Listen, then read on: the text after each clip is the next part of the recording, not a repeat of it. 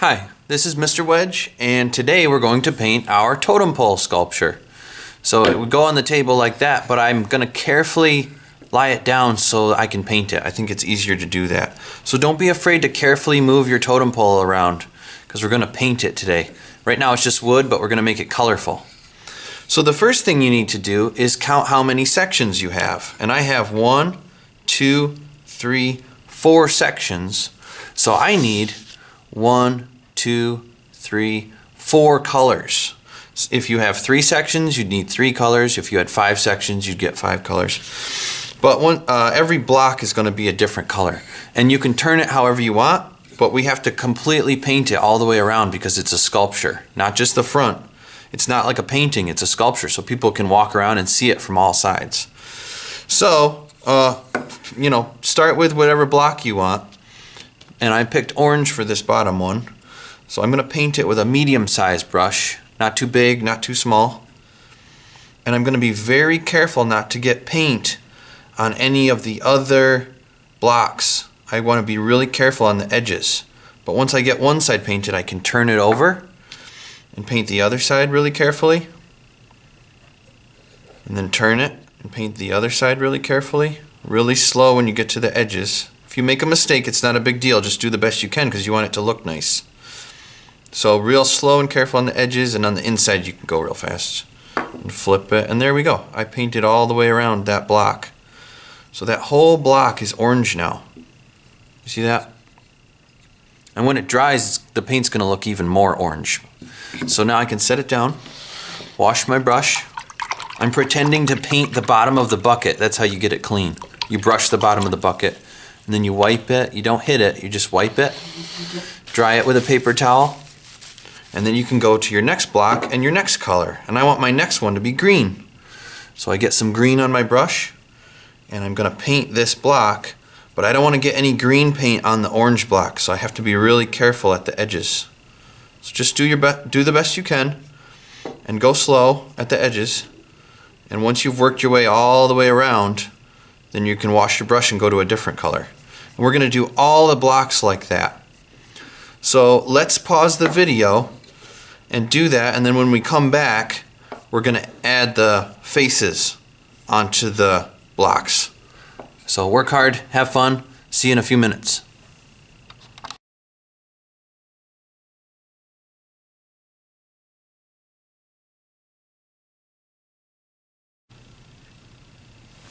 Okay, so now that my totem pole's painted, and I've got every block is a different color, I'm going to get a brand new plate and just put white and black paint on it, and we're going to do the faces. So don't forget, it's up to you what animals you do, but you want to think about what the animal might look like. So if you're doing a cat, I feel like their eyes they have this shape to them. So you'll probably notice I switched to a little brush too. That's important. Okay, so we're going to do this with a little pointy brush. And before you even paint, you can decide which side looks good to you. So I thought this looked good, so this is the front, and we only need to paint on the front today. So here's a cat, right? And then the nose is probably like an upside down triangle, like that. And I'm going to go through and decide what animals I want to do, think about what they look like, and then add the shapes that I think it would need. So here's a gato, little kitty cat. And maybe this one is I'll keep it real simple. Maybe it's just like this could just be a person. It's okay to have yours be people too. So there's a person.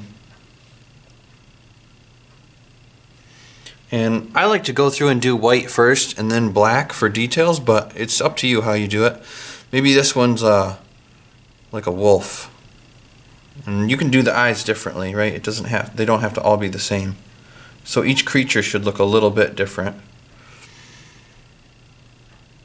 I'm just using a little brush and white paint. The wolf's nose is a little bit bigger. He's going to have bigger ears. So there we go. And this bottom one is beaver, maybe. And they have pretty big teeth. So those will be the teeth on the beaver. Then I'll give him some eyes. Whoa, look how wide his eyes are. Little ears. And then I'll wash my brush, so you can keep your bucket and your paper towel. Just get it clean. And switch over to black. And then I can add all the little details, like the cat's mouth. It's totally up to you what animals you do, though. And you can paint on the paint while it's still wet.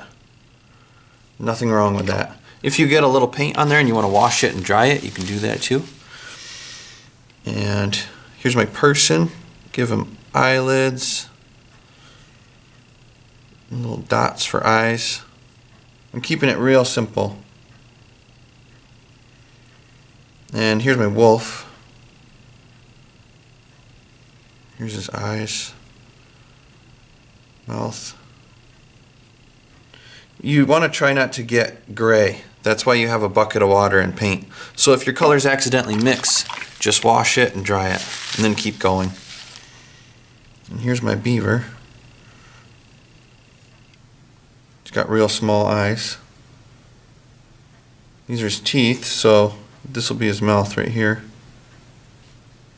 And you can just do 2 little dots for a nose. That's okay too. You can outline things.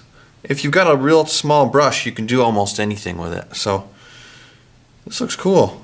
This is my sculpture, totem pole sculpture. So work hard, have fun.